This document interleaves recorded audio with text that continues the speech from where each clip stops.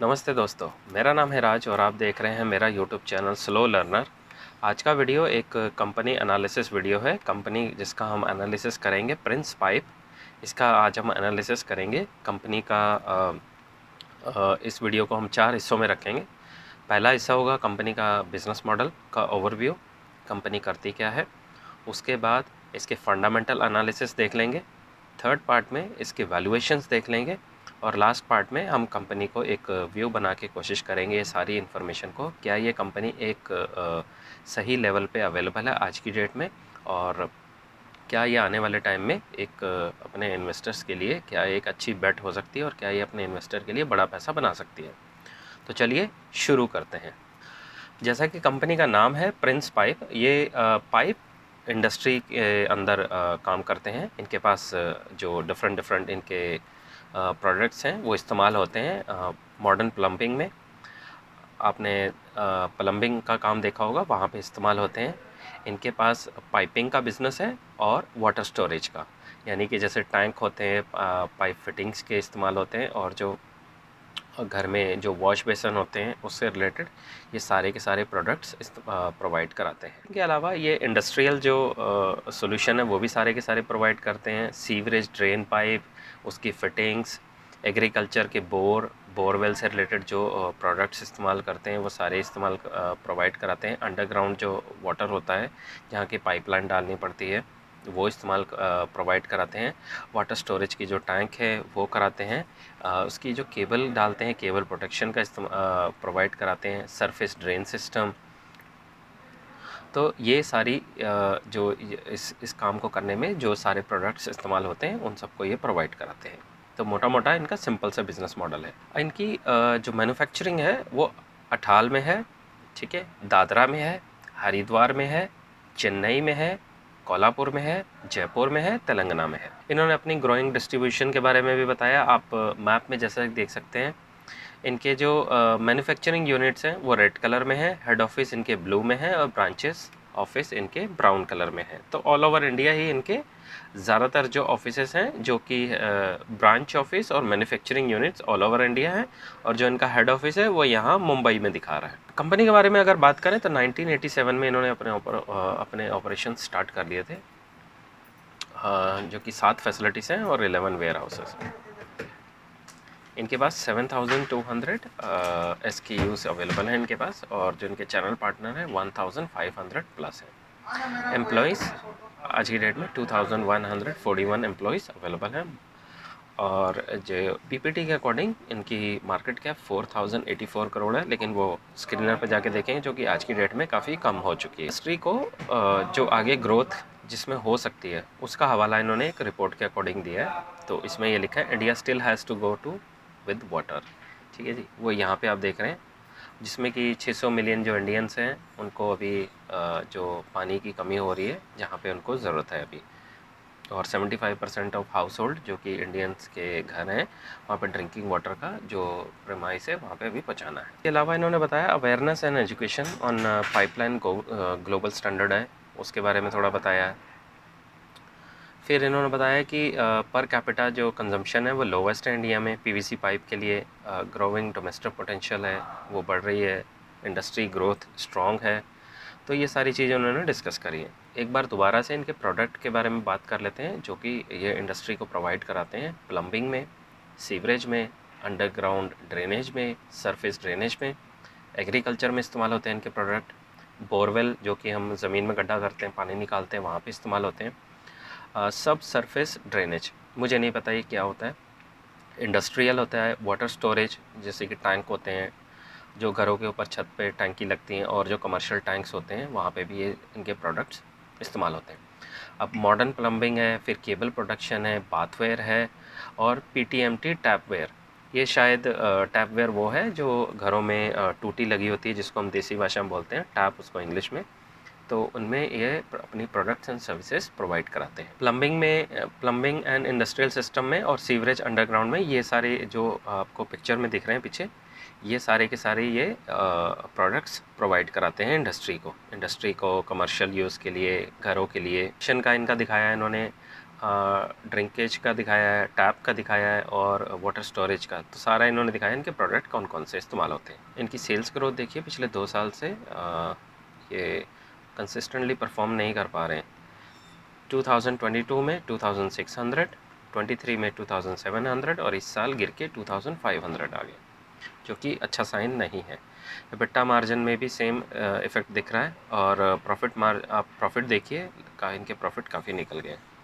ROE down trend में है और जो कि अच्छा साइन नहीं है, और नेट प्रॉफिट देखिए लगातार घटता चला जा रहा है, जो कि अच्छा साइन नहीं है।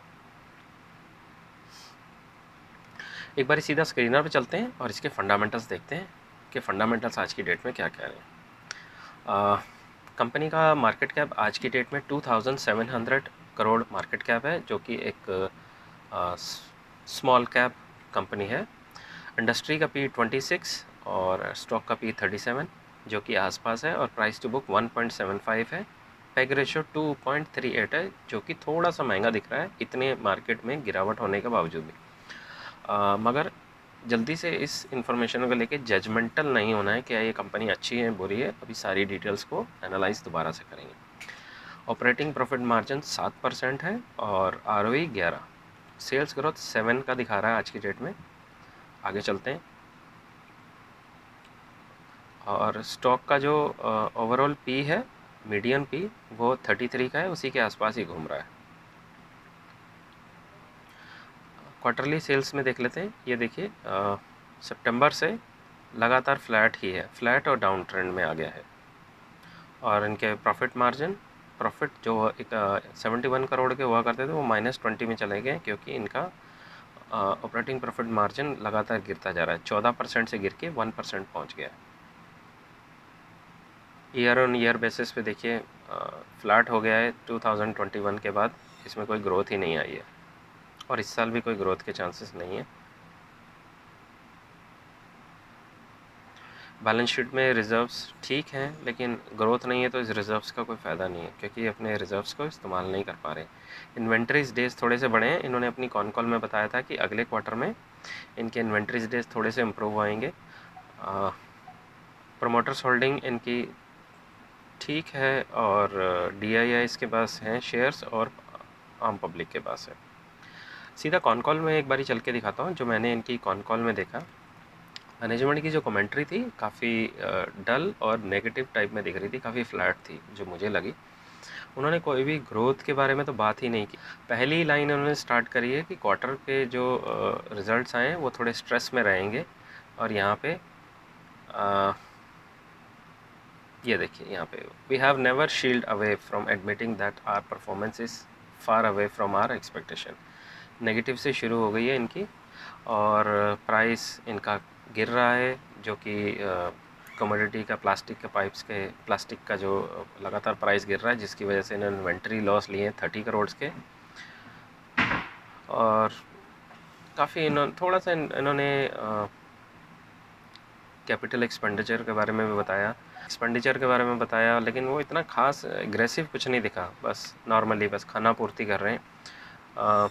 Industrial rural have been provided portable water connection, Jal Jeevan योजना, इधर उधर की बातें करके बस पतली गली से निकल गई है। और बस आई होप मे बी कोई जो इनकी टोन थी वो काफ़ी वीक लगी मुझे, काफ़ी फ्लैट लगी।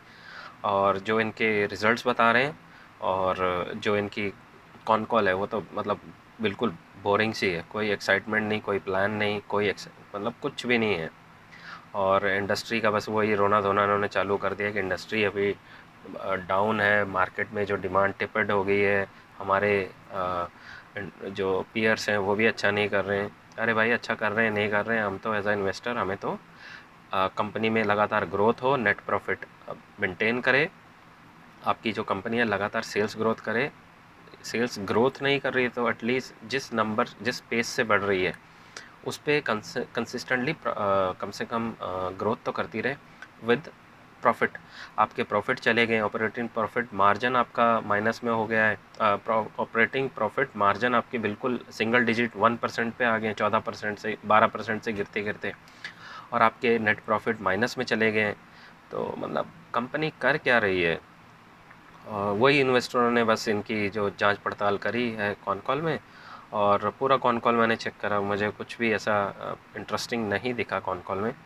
यहाँ पे भी इन्होंने यही बात करी है कि हमारे 9 मंथ के रिज़ल्ट ऐसे आए, तो बस रिडक्शन हमने करा इन्वेंट्री में। मुझे कोई ख़ास इंटरेस्टिंग नहीं लगा। अब ये सारी इन्फॉर्मेशन को क्या करते हैं, हम अपनी एक्सेल शीट में जैसे कि एंटर करते हैं, और फिर इसको फटाफट इसको हम एक रेटिंग देने की कोशिश करते हैं कि आज की डेट में कंपनी कर क्या रही है।